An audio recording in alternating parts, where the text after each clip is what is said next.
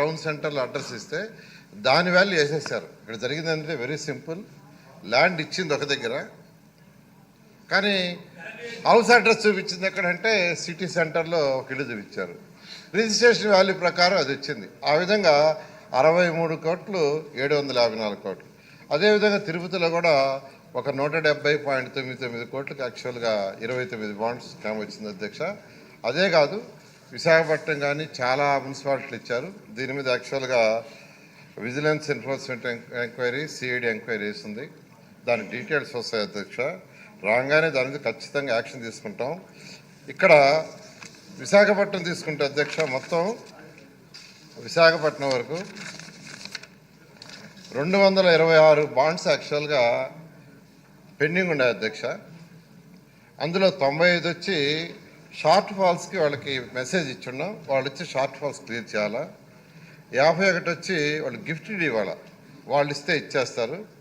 80 వచ్చి ఫైనల్ నోటిఫికేషన్లో ఉన్నాయి. సో 80 బహుశా ఒక 1 వీక్లో అవుతాయి అధ్యక్ష. ఈ 51 కూడా వాళ్ళు గిఫ్ట్ ఇస్తే అవి కంప్లీట్ చేయడం జరుగుతుంది. అదేవిధంగా రాష్ట్రం మొత్తం తీసుకుంటే, అంటే సభ్యులు అన్నీ మున్సిపాలిటీస్లో అడిగారు కాబట్టి రాష్ట్రం మొత్తం తీసుకుంటే 965 పెండింగ్ ఉన్నాయి అధ్యక్ష. అందులో 482 షార్ట్ ఫాల్స్ ఉన్నాయి, 265 గిఫ్ట్ ఇవ్వని లెటర్ రాస్తున్నాం, వాళ్ళు ఇస్తే ఇచ్చేస్తారు.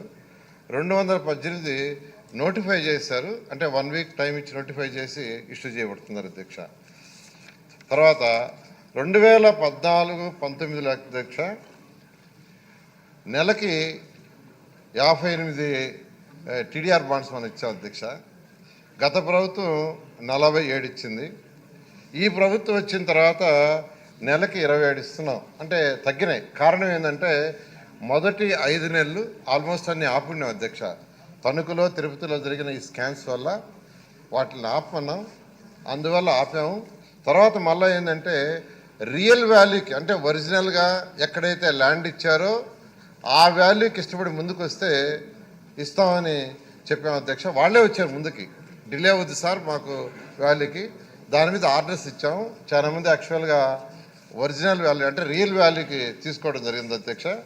అయితే ఈరోజు విశాఖపట్నంలో సిరిపురం క్రైస్తవ భూముల డెవలప్మెంట్ కానీ వీటన్నిటి మీద కూడా ఈ యొక్క కమిటీ రిపోర్ట్ రాగానే యాక్షన్ తీసుకోవడం జరుగుతుంది అధ్యక్ష. అదే కాకుండా ఈ అసైన్మెంట్ భూములు ఎవరికైతే ఇచ్చామో అసైన్మెంట్ ల్యాండ్స్, వాడకు కూడా పట్టా ల్యాండ్స్తో ఈక్వల్గా టీడీఆర్ బాండ్ ఇవ్వాలని జీవో కూడా ఇవ్వడం జరిగింది అధ్యక్ష. అందువల్ల అసైన్ ల్యాండ్స్ ఎవరైతే ఇచ్చారో వాళ్ళందరూ కూడా త్వరలో క్లియర్ చేస్తామని తెలియజేస్తూ, ఇది వీలైనంత తొందరలో ఈ రిపోర్ట్ తీసుకొచ్చి దీని మీద డెసిషన్స్ తీసుకొని ముందు పోవడం జరుగుతుంది అధ్యక్ష.